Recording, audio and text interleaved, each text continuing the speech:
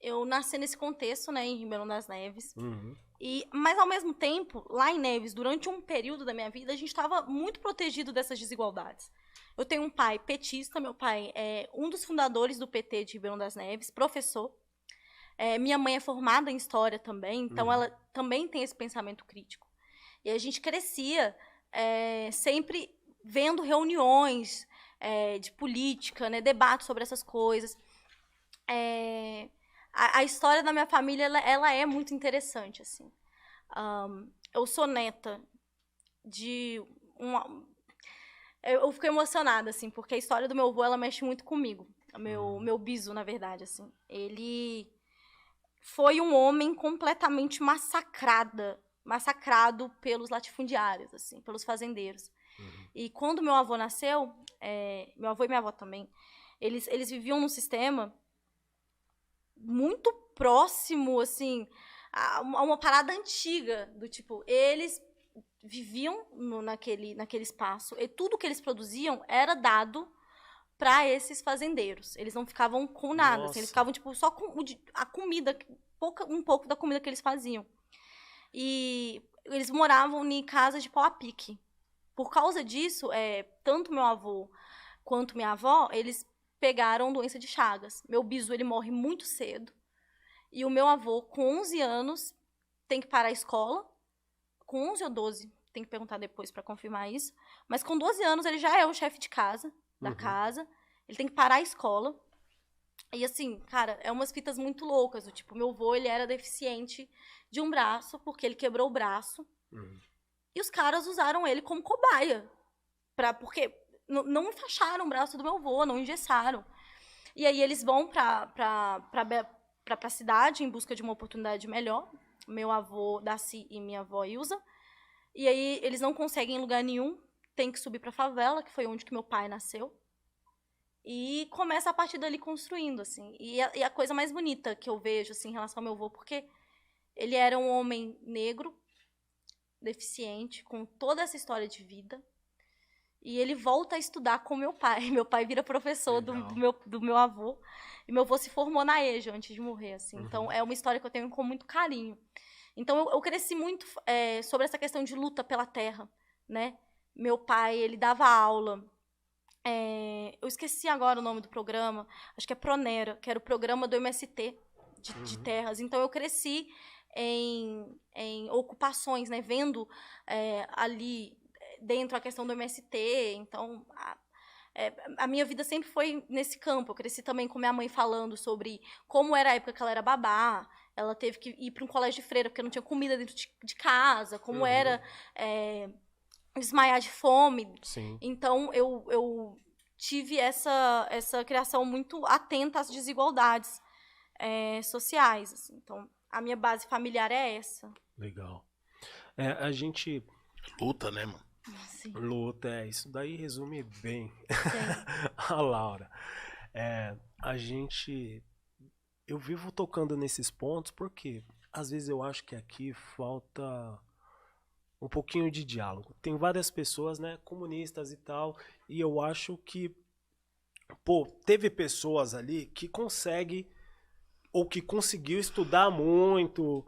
Teve você, por exemplo, você teve pai e mãe. Eu não vou falar que você é uma mina privilegiada, eu não vou falar. Mas se você descer um pouquinho mais, se você for na favela, por exemplo, tem vários moleque que, porra, não teve o pai desde cedo. Sim. Tá ligado? Só Não mãe. teve a mãe, né? Ou seja, isso daí te empurra para um caminho que é complicado, porque muitas vezes ele não tem a oportunidade de ler a respeito do comunismo, por exemplo. Não tem condições de ir lá ler Lenin, saber sobre Stalin, Trotsky, tá ligado? E por aí vai. Várias pessoas não têm essas condições. Eu acho muito bonito da sua parte, porque você busca esse conhecimento e tenta repassar de uma forma muito... Compartilhando, né, mano? Você tenta Forma compartilhar aberta. de uma forma muito da hora. Isso daí faz várias pessoas entender de uma forma mais tranquila. Por que eu falo isso pra você? Porque eu falo, mano, na quebrada, o Galo veio aqui, o Galo falou um bagulho muito foda, que ele falou assim, ele falou, mano, às vezes na quebrada, o moleque que tá ali, com a mente vazia ali, que tá largado, chega o evangélico. Às vezes chega o cara da biqueira. ligado? E puxa esse moleque pra um lado. Então, pô, a gente deveria aprimorar, ou sei lá, tentar melhorar esse diálogo. Porque às vezes as pessoas defendem o comunismo também, mas, por exemplo, eu vou dar um exemplo simples. Não desrespeitando, mas às vezes tá numa situação tranquila aqui na Vila Madalena. Entendeu?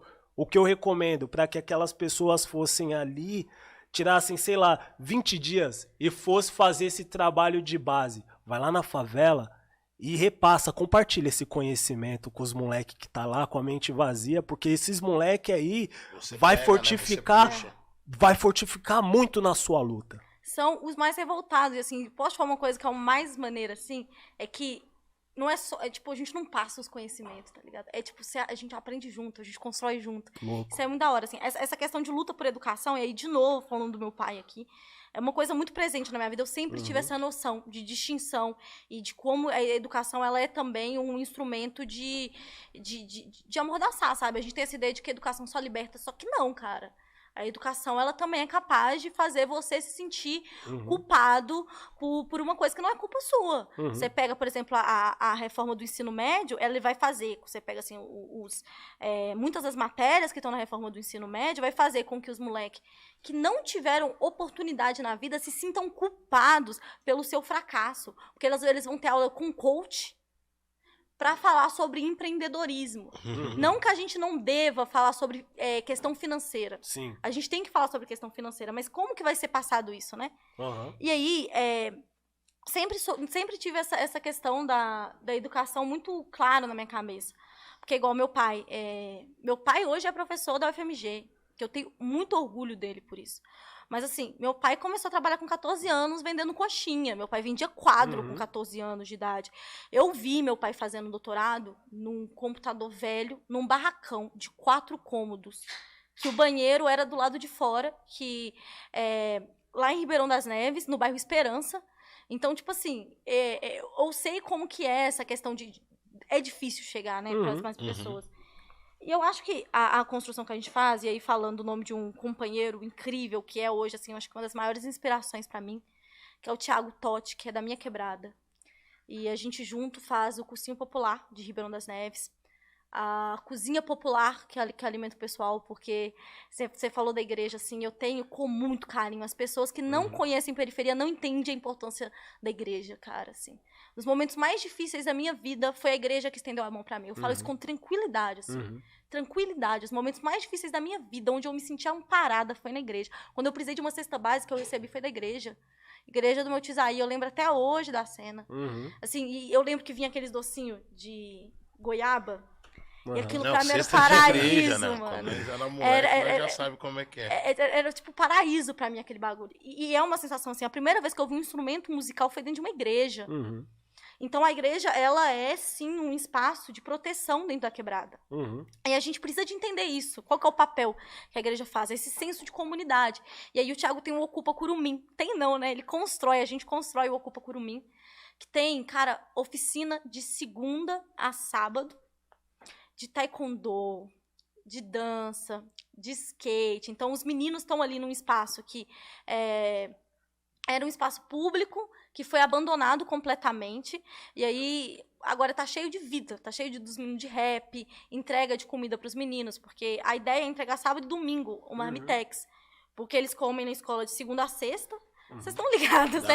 E aí, sábado e domingo não tinham onde comer. Aí eles vão e comem lá. A gente tá com esse projeto, a gente tem que tirar o cursinho do papel. E uma parada muito importante, que é a questão de psicólogo popular. Que pra mim, eu não consigo pensar numa construção na quebrada sem isso. Porque eu fui uma criança com muito problema psicológico, assim, sabe? Tentativa de suicídio. E hoje eu percebo que, tipo, que falta que isso fez pra mim. Então, eu acho que a gente precisa acolher e compreender o papel da igreja dentro da periferia. Entender o porquê que as pessoas estão ouvindo eles, sabe? As pessoas olham para as pessoas e falam, fulano de tal é pobre de direita. O que isso significa, tá ligado? Isso significa que a gente tá falhando, significa que a gente não tá conseguindo conversar com essas pessoas, sabe? O problema não é o pastor dela, mano. E isso é uma coisa, assim, que me incomoda muito. Porque a gente não sabe, velho, as pessoas não sabem diferenciar um Malafaia e um Edir Macedo de um pastor de bairro. De quebrada. De quebrada, cara, né? Pastor de quebrada é foda. Pode ter o posicionamento político que você discorde. Porque o cara, ele acredita que faz parte de um grupo que ele não faz parte. E o nosso papel é mostrar pra ele que ele não faz parte desse grupo por causa de Jesus, mano. Vocês pegam Jesus é um cara que... já o pessoal já fica... Mas Jesus, ele é a maior prova disso. A Bíblia, e aí eu consigo citar pra vocês, eu tô falando de verdade, eu conheço tanto a Bíblia, eu cresci tanto lendo a Bíblia, que eu consigo citar Velho Testamento, que a galera chama de, é um Deus punitivista, eu consigo achar partes de extrema beleza no Velho Testamento, de que, tipo assim, é um discurso mais à esquerda do que o nosso, no Deus do Velho Testamento. E no do Novo, cara, aí sim que a coisa cresce. Jesus, ele foi morto pelo Império Romano. As pessoas pensam que qualquer pessoa poderia ser morta na cruz. E não é verdade. Porque, para pra pensar como é que funcionava, viu? Agora eu vou falar como um pouco estudante de história aqui. Uma pessoa, ela não era simplesmente crucificada. Por quê? Porque tem um trampo para você crucificar a pessoa. Você tem que deslocar um tanto de soldado romano do lugar. A pessoa tinha que caminhar com essa cruz. Mais do que isso, a cruz é pesada pra caramba. Que é uma madeira, você tem que encomendar a cruz.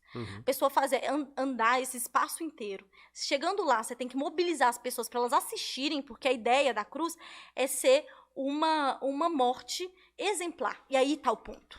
Quem que era morto exemplarmente? Quem que era, vocês sabem? Porque, tipo, vocês pegam morte exemplar, por exemplo, Tiradentes. Era morto exemplarmente quem oferecia risco ao Império Romano. Isso é o ponto principal. E aí as pessoas têm muito aquele trecho, né, que fala do Barrabás, que as pessoas preferiram soltar o Barrabás. Não é verdade. Sabe quem escolheu o Barrabás? Os religiosos da época. Porque era quem podia participar dessa parte. Jesus não foi morto pelo povo, mano. Ele foi morto pelo império, ele foi torturado, e ele foi morto porque ele oferecia um risco para o Império Romano. Você pega Jesus, ele não aparece bravo na Bíblia, quase nunca.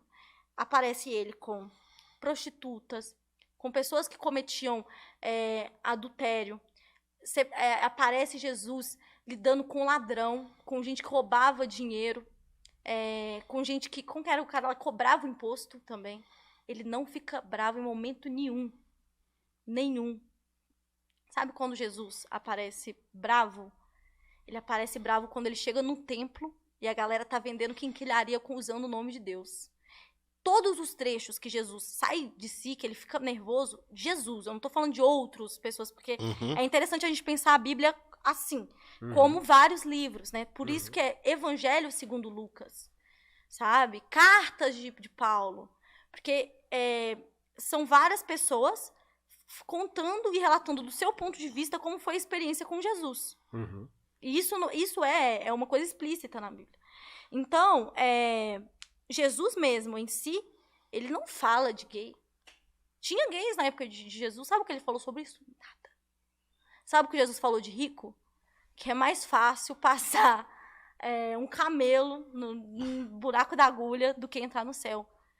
Se a gente conseguir entender a Bíblia como a expressão de um povo, a gente começa a disputar eles. E ainda mais quando a gente pega no último censo, que mostra que a maioria das pessoas na igreja neopentecostal são mulheres negras periféricas. Tá aí a deixa. E a gente tá chamando essas pessoas de pobre de direita, porque você não conhece a Bíblia, que você não tem argumento para conversar com as pessoas. Sabe? Lê o que essas pessoas estão falando, vê o porquê que aquela palavra acolhe ela. Antes sabe? de julgar, né? Exatamente. E entende o papel da igreja nas periferias. Porque o trabalho de base que a esquerda tem abandonado, e aí eu tô falando da esquerda no geral, tô falando de todo mundo, os partidos que se dizem revolucionários, os que são reformistas, não estão ocupando esse espaço, não Acho conseguem que a igreja ver. tá fazendo esse trabalho aí que você tá falando, hein? Porque eu vejo isso nas favelas. Sim, mano, e o que eu tô vejo falando de perto. é que influenciadores assim como ela têm um papel também bem louco nisso tudo. Sabe por quê, Big? A gente tem uma evasão escolar nas periferias muito grande, certo? O moleque pega, abandona a escola, vai na 5ª série. O moleque faz 18, 19 anos.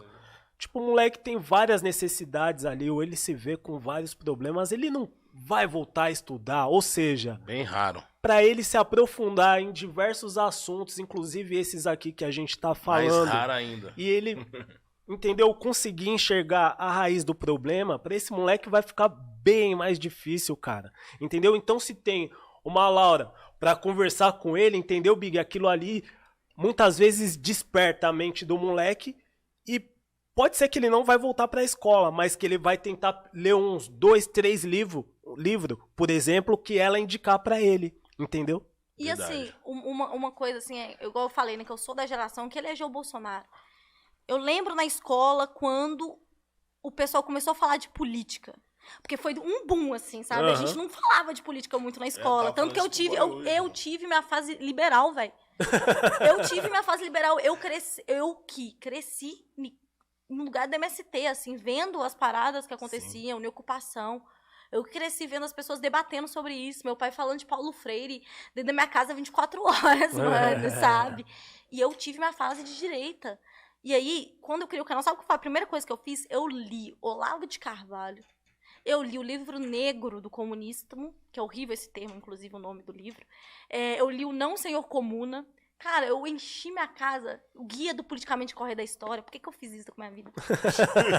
Esse daí eu me arrependo muito de ter lido. E assim, por que eu fiz isso? Porque eu queria entender o que fez um grupo de amigos meus que andavam comigo, que me achavam chata por querer falar de política, do nada começarem a puxar assunto sobre isso. E aí eu entendi que é o seguinte, o menino novo, a menina nova, o pessoal de quebrada sempre quis participar de política, sempre quis falar sobre isso, sempre quis dar opinião. E não sabia como dar. Uhum. O problema é que a direita, ela dá explicações simplistas para problemas extremamente complexos. Uhum. É completamente problemática essa resposta que eles dão. Mas eles dão a resposta. Eles estavam abertos para dialogar. Os meninos jogavam no privatização no YouTube, vinha vídeo do Nando Moura. Não vinha vídeo de esquerda. O pessoal falava assim, eu quero entender quando o pessoal tá falando de inflação. Aí ele comprava. Por quê? Porque queria debater sobre isso e não tinha como. Entende? Então eu acho que o nosso papel de vocês, assim, também, eu acho que o trabalho que vocês fazem é muito da hora por causa disso. Levar de uma maneira que a gente gostaria de ter recebido, sabe? E mostrar que, assim, cara, você faz parte desse processo, sabe? Você é uma pessoa política, você é foda, a sua opinião é importante, você é importante, a gente quer ouvir você. Olha aqui, a gente pensa assim, que a solução para tal problema é esse. O que você acha? Você acha que não? Vamos construir em relação a isso. Por que você acha que não? O que você acha que tem que mudar? Sabe? Eu acho isso importante. A gente esqueceu de fazer isso. Sabe? Pode crer. E aí, eu acho que o porquê que o debate marxista tem crescido tanto nas redes? Porque quem tem tido coragem de explicar para além do arroz com feijão. Para falar assim, olha, eu sei que é difícil. A gente tem como melhorar, sabe? A gente tem uma explicação sobre economia que a direita não bate, cara. Sabe por quê? E aí isso é uma coisa interessante para pensar isso. Foi isso o meu processo de radicalização, foi por causa disso. Porque eu era social-democrata quando eu voltei para ser de esquerda, né? Muito por causa do feminismo liberal, e aí eu fui voltando às pautas. Mas uma coisa que eu fui percebendo, assim, é que é o seguinte, caiu a ficha pra mim que no capitalismo a gente nunca ia poder resolver o problema. Não tem como. Não tem como resolver o problema, a gente só consegue, às vezes, melhorar. Porque o capitalismo, ele é cíclico. Ele tem crises econômicas cíclicas. E toda vez que a gente tá... Porque, assim, a gente tem um período de crescimento econômico, e aí, vou pensar, tipo, aqui na minha mão, tá? A gente tem um período que a economia tá aqui, e aí, quando a economia está aqui, aí é possível a gente conseguir várias conquistas. Aí a gente consegue fazer essas políticas de conciliação dar certo. Só que quando a economia está aqui embaixo, cara, é aquela coisa do patinho da Fiesp. Nós não vamos pagar o pato. Quem que vai pagar o pato? O povo. Sim. Aí é reforma trabalhista, aí destrói sua aposentadoria. Entende? E aí, essas crises, elas são cíclicas, elas sempre vêm. Sim. E aí, quando a gente pensa um sistema que, se acabasse hoje o desemprego no Brasil, o sistema ia entrar em colapso. Vocês têm noção disso? De um sistema que, se ninguém passar fome... Então não vai ter desemprego pro resto da vida. É isso. A vida humana. É do tipo assim, sabe o que o capitalismo fala com a gente? Fala o seguinte, vai ter gente desempregada. O que a social-democracia fala? Vai ter gente desempregada, mas a gente vai conseguir emprego para algumas. E dependendo da época, a gente pode já conseguir até uns direitinhos ali, que não vai ser garantia, tá? Vão sempre estar tentando te pegar ali. E o que o comunismo fala? Vamos destruir esse sistema. Por quê? Porque existe uma parada que o nome é Exército Industrial de Reserva. O que é isso? O que faz você continuar empregado num lugar que te explora, te sucateia, que você tá com condições ferradas de vida? Sabe o que faz? É a certeza que se você ir embora, você vai passar fome. Sua família não vai ter o que comer. Sabe por quê? Porque tem uma fila de gente esperando para ser empregada. Sim, sim. Esse é o exército. A mesma situação que você tá foda, né? Fala-se, Marx não é foda, mano. Marx é foda, tá ligado? E aí, as pessoas... o capitalismo precisa disso. Pra economia girar, precisa disso. E aí, não é interessante que todo mundo seja empregado. Não faria sentido. E é por isso que quando a gente fala sobre o melhorar e não resolver, a gente precisa de falar sobre essa inclusão... que não é inclusão de verdade, ela é uma inclusão artificial, que é o capitalismo está se propondo a fazer agora. Então, você olha num comercial e fala assim, agora a gente vai ter mulher. Aí, no comercial, é falando assim, compre esse batom e se sinta empoderada. Aí, ó, sabe o que falta para a gente poder alcançar uma igualdade? Mulheres chegarem no topo da carreira, em posição de vantagem. Eu tive uma chefe mulher que me fazia chorar no banheiro. Eu chorava no banheiro por causa dessa mulher. E eu não me senti empoderada, porque ela era mulher, não.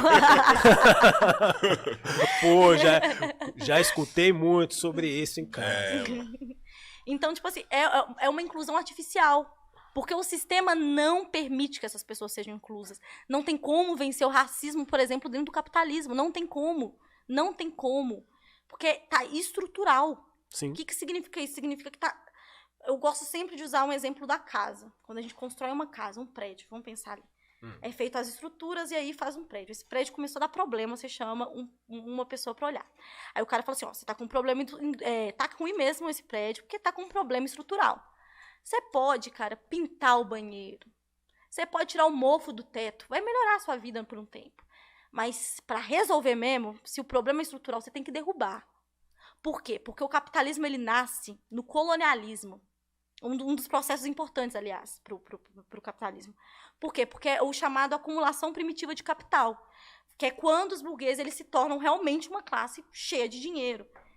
O que o colonialismo faz, velho? O que é o colonialismo, se não um nazismo praticado com países latinos e com o povo africano?